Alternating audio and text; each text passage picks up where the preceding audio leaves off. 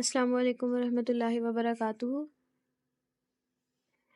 इस वीडियो के अंदर हम लोग देखेंगे कुछ इस तरह के मेथड्स, कुछ इस तरह के ट्रिक्स जिनकी वजह से हम लोग एग्ज़ाम्स में अनसीन क्यूरीज को इजीली सॉल्व कर सकते हैं। इसके मैंने पॉइंट्स बना दिए हैं। इन्हीं के साथ साथ अगर आप इनको कैरी करेंगे तो इंशाल्लाह आसानी होगी। नंबर 1 है हमारे पास अंडरस्टैंड द डेटाबेस स्कीमा, यानी कि सबसे पहले आप लोग ने इसका जो मेजर कंसेप्ट है ना वो देख लेना है कि वो है क्या। Before diving into queries take a moment to understand the structure of the database. सबसे पहले आपको ये पता होना चाहिए कि डेटाबेस है क्या और बनाते कैसे हैं, यानी वो code, simple line of code जो हम कोई भी सिंपल डेटाबेस एसक्यूएल में बनाते वक्त जो यूज करते हैं। जैसे हम लोग ऊपर क्रिएट डेटाबेस लिखते हैं, फिर क्रिएट टेबल लिखते हैं, आपको वो छोटी छोटी चीजें पता होनी चाहिए। आइडेंटिफाई द टेबल, आपको पता होना चाहिए टेबल अगर कोई बना हुआ है तो किस तरह से बना हुआ है, उसको कौन सा लाइन ऑफ कोड है जो टेबल के लिए लिखा गया है।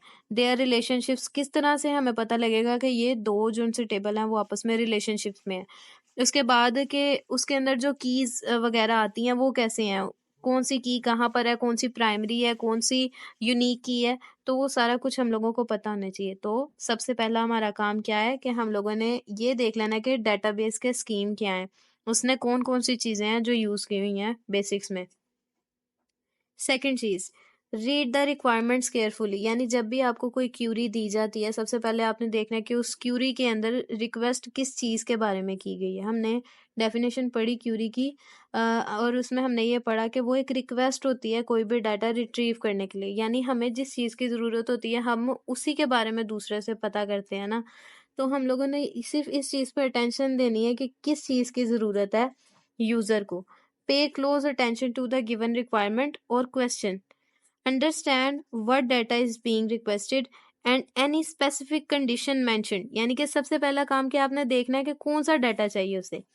आया कि उसे एज से रिलेटेड डाटा चाहिए, उसे सैलरी से रिलेटेड डाटा चाहिए, उसे उससे क्लास या डिपार्टमेंट से रिलेटेड डाटा चाहिए, पहले ये चीज़। और दूसरी ये कि अगर उसने कोई स्पेसिफिक कंडीशन बताई हो तो उससे और भी आसानी हो जाएगी डाटा ढूंढने में। कि अगर वो कहता है कि मुझे एज का डाटा चाहिए और वो जो डाटा हो वो 30 से 40 के दरमियान का हो, तो इस तरह आपको ढूंढने में आसानी हो जाएगी। थर्ड नंबर पर हमारे पास है कि ब्रेक डाउन द प्रॉब्लम, यानी कि जो भी आपके पास इंफॉर्मेशन आई है ना उसको आपने क्या करना है कि छोटे छोटे हिस्सों में डिवाइड कर लेना है। फॉर एग्जांपल जिस तरह से हमने क्यूरी के जो कंपोनेंट्स पढ़े हैं उसमें 3 कंपोनेंट्स थे, सिलेक्ट का, फ्रॉम का और वेयर का। तो हम अगर यही चीज जो है अप्लाई कर लें अपनी गिवन क्यूरी के ऊपर, गिवन क्वेश्चन के ऊपर, तो हमारे लिए क्यूरी लिखना और सॉल्व करना आसान हो जाएगा।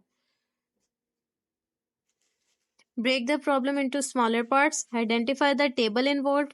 सबसे पहले देखें उसमें टेबल कौन सा इन्वॉल्व हुआ है, उसमें कौन सी स्पेसिफिक इंफॉर्मेशन उन्होंने दी है, कौन कौन से अंदर कॉलम एग्जिस्ट कर रहे हैं, कौन कौन से attribute. This can help you formulate the query step by step, और इसकी वजह से आप बहुत हद तक जो उनकी क्यूरी है ना वो खुद ब खुद ही सॉल्व होते हुए देख लेंगे।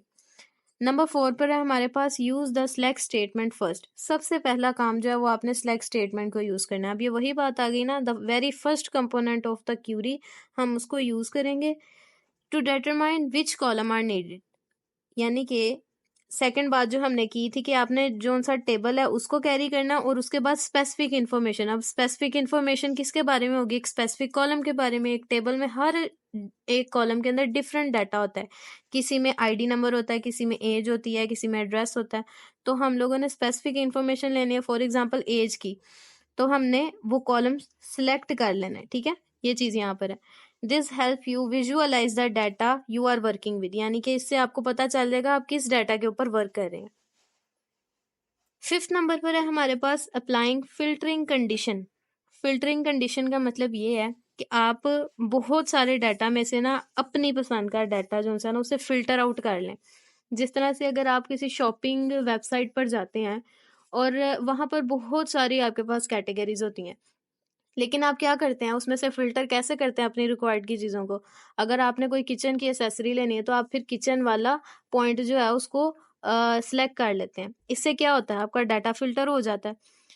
इसी तरह जो डाटा बेस होती है उसके अंदर हमारे पास क्या होता है कि हम लोग वेयर क्लॉज का यूज करते हैं अपने डाटा को फिल्टर अप करने के लिए। और उसमें क्या होता है, कुछ लॉजिकल सिंबल्स यूज होते हैं जैसे कि एंड और जिससे हम अपने मल्टीपल कंडीशंस को कंबाइन करते हैं और फाइनली हमारे पास हमारा डाटा फिल्टर होकर आ जाता है।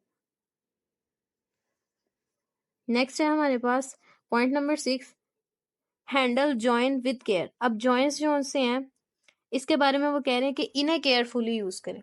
हर जगह हमें जॉइन अप्लाई करने की जरूरत नहीं होती, बाजुकात सब क्यूरी ही इनफ होती है हमारे लिए, लेकिन अगर ऐसा हो कि हमारे पास रिलेशन थोड़ा कम्प्लेक्स है तब हम जॉइंट्स को यूज कर सकते हैं, क्योंकि हो सकता है पहले टेबल में भी सब क्यूरी की जरूरत हो और सेकंड में भी सब क्यूरी की जरूरत हो, तो फिर दो सब क्यूरीज को आपस में कनेक्ट करने के लिए हम लोग जॉइन का यूज कर सकते हैं।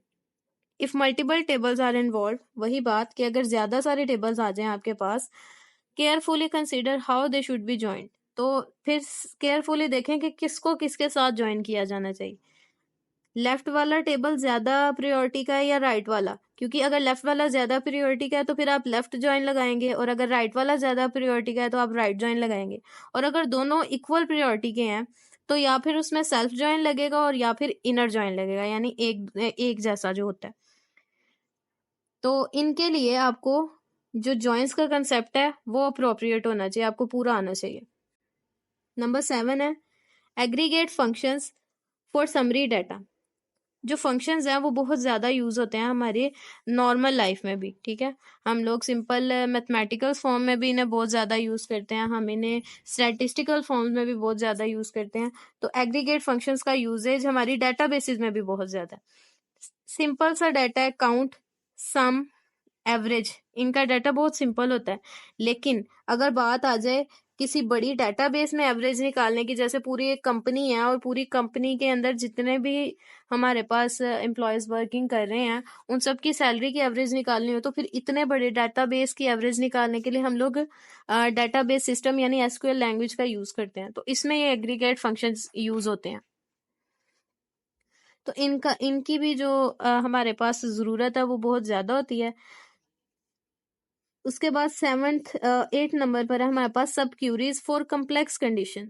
अब आपके पास इस तरह की कुछ कंडीशंस आ गई कि वो जॉइंट से भी नहीं हो रही, उनमें फंक्शंस लगाने के बावजूद नहीं वो कवर हो रही, तो फिर आप जाके सब क्यूरी का यूज करेंगे, ठीक है। सब क्यूरी का यूज आपने सबसे पहले नहीं करना, आपने सबसे पहले उसे सिंपली सॉल्व करना है, उसमें फंक्शंस अप्लाई करके देखना है, अगर सॉल्व होगा ठीक है, वरना जॉइंट्स अप्लाई करें। अगर जॉइंट्स हो गया तब भी ठीक है, अगर नहीं होता फिर आपने जाके सब क्यूरी यूज करनी है। If the query involve complex condition, consider using sub-queries. They can help you break down the problem and tackle it in stages. यानी कि आप इसे different stages में easily अपने problem को break down करने में और उसको solve करने में use कर सकते हैं। नेक्स्ट है 9, पे अटेंशन टू सिंटेक्स। अपना सिंटेक्स आपने ठीक रखना है। जाहिर सी बात है अगर आपका सिंटेक्स ठीक नहीं होगा, आपके पास कोई आउटपुट नहीं आएगी, तो आप फिर किस तरह से अपना करेक्ट रिजल्ट निकाल सकेंगे। Be mindful for SQL syntax. आपको छोटे छोटे सिंटेक्स का पता होना चाहिए। अगर आपको यही नहीं पता कि स्टार्ट में हमने डेटाबेस कैसे क्रिएट करनी है, तो आगे वो आपका चेक ही नहीं करेगा बाकी का क्वेश्चन जो है। तो इसीलिए आपको छोटे छोटे सिंटेक्स की एक्यूरेसी जो सी है वो होनी चाहिए। फिर है टेस्ट योर क्यूरी। अब पेपर में तो नहीं, वैसे हम टेस्ट कर सकते हैं क्यूरी को, लेकिन अगर आप प्रैक्टिकल में जाते हैं ना तो उसमें ये टिप जरूर यूज हो सकती है कि आप अपनी जो सी क्यूरी है ना उसे थोड़ा थोड़ा करके टेस्ट करते रहें साथ साथ, ताकि आप इंश्योर रहें कि आपकी क्यूरी में एरर्स नहीं है।